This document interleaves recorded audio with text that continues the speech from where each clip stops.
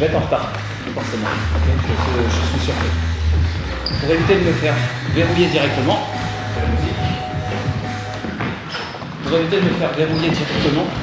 je vais balancer les mains loin derrière mon épaule.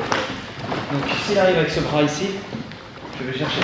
Alors lui en plus il s'est étranglé. Donc quelqu'un qui va étrangler va passer directement sous la gorge ici, et il rentrera que très tard dans mon champ de vision. Donc ce sera d'autant plus compliqué. Je vais chercher loin derrière. Comme ça, au moment où les deux mains vont se rejoindre, on tourne un peu vers vous. Ici, serre, je vais accrocher, d'accord? Et je m'empêche de verrouiller. Dans le même temps, ma tête pivote sur le côté gauche. Là, il va y avoir les deux mains qui vont se rejoindre. Et pour avoir plus d'espace, je pivote la jambe opposée. Okay. Et là, je me préserve un petit peu. Ça ne durera pas longtemps. Ici. Ok. Une fois que c'est fait, alors j'oublie, surtout on ne se penche pas en avant. D'accord. On ne pourra pas résister ici et opposer de la force. Il y a des chances qu'en plus lui nous tire en arrière pour nous courber le dos. Donc sur place, ça suffit. Hop là, ici. Avec la main de ce côté, frappe partie et je reviens. On ne va pas mettre un KO là-dessus, on va créer un petit relâchement.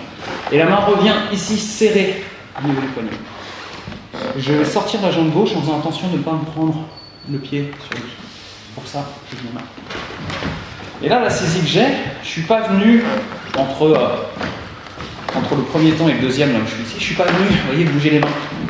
Non, je reste ici, solidement. Okay. Le bras le plus proche, son bras le plus proche de mon corps. Et ici, je suis ferme. Ensuite, je vais venir faire un petit pas chassis, mettre un coup de genou au corps. Avec le coup de genou au corps, je crée un petit relâchement, encore une fois. Et j'en profite pour venir saisir le poignet et passer ma main, qui était en dessous, sur le dessus, ici. Et là, avec tout le poids du corps, bam, il y a une clé, et je le fais plonger vers l'avant en montant l'avant-bras. D'accord? Ça, c'est pas dit que ça passe. Par exemple, là, quand j'ai fait la démo, tac, je suis sorti avec la transpiration de bras glissé, et on s'adapte. Donc, le premier temps. Premier temps, 1, frappe, et je reviens. 2. Je reviens aussi solide et aussi rapidement. J'ai créé le relâchement. Mes mains n'ont pas bougé ici. Et là, boum, ici. Et là, je peux me permettre de faire une clé de bras, si c'est possible. D'accord? Si c'est pas possible, j'improvise autre chose. Boum, je reviens ici, par exemple. Maintenant, il est un peu plus verrouillé, ici. Et j'ai pas pu faire ça. Je vais venir en contrôle, ici, sur cette partie-là de l'avant-bras, et je le serre sur moi.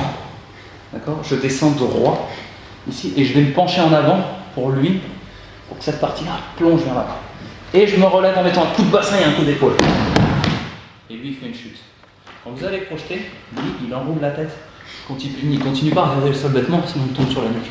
Il se laisse chuter, d'accord? Entre nous, on sait ce qu'on fait. Donc celui qui va être projeté aura tendance à s'agripper, parce qu'il a peur.